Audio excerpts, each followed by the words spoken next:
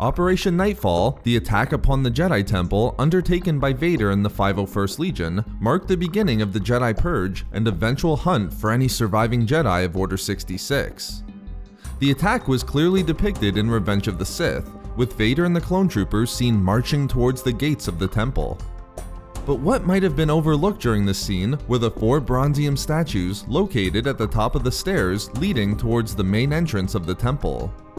The statues portrayed 4 Jedi Masters who were significantly connected to the Coruscant Jedi Temple and the history of the Order itself, making these Jedi some of the most legendary within the known record of the Jedi. But who exactly were these Jedi Masters? In this video expose, I will describe who these Jedi were portrayed in the statues passed by Vader when he attacked the temple as seen in Revenge of the Sith.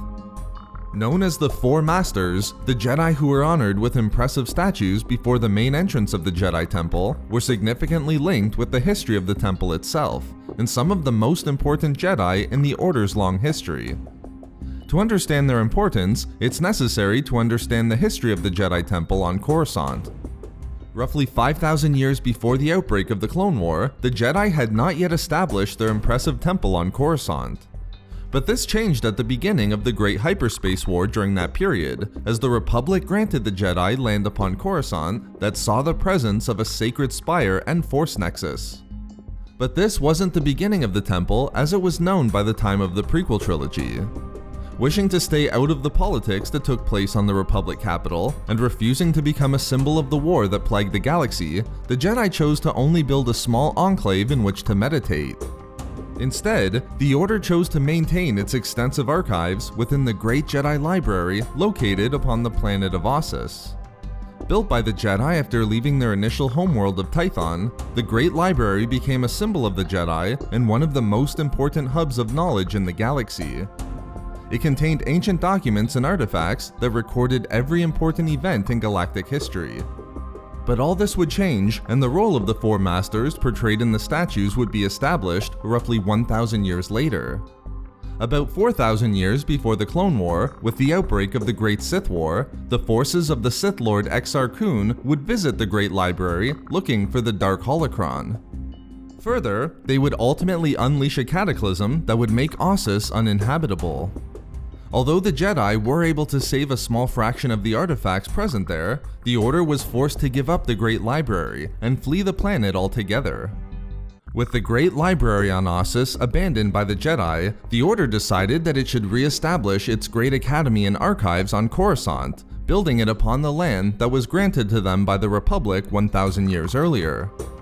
The decision to do so was made and pushed for by the Order's wisest members of the period, the 4 Masters who would eventually be honored through bronzium statues at the temple entrance.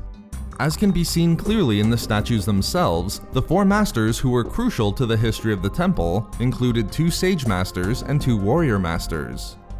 The Jedi portrayed in the inner statues were Jedi Consulars, who were granted the honorific of Sage Master, the highest honor this class of Jedi could obtain and reserved only for the most skilled among them. The 2 Jedi portrayed in the outer 2 statues were Jedi Guardians, who received the honorific of Warrior Master, again, the highest honor the class could obtain.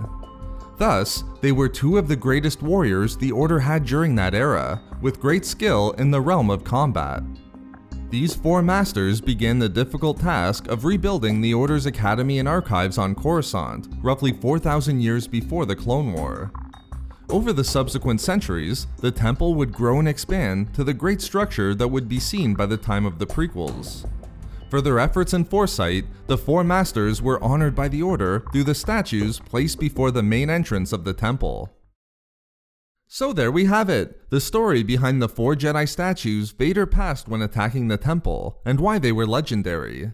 We love making these videos, so why not subscribe for more fun Star Wars theories and discussions? Also, if you enjoyed the video, think about giving a like or leaving a comment. Or perhaps follow us on Twitter at SW Reading Club for updates regarding the channel. Or support the channel through Patreon for access to exclusive hangouts and book discussions. If not for me, for the Battle of Ossus.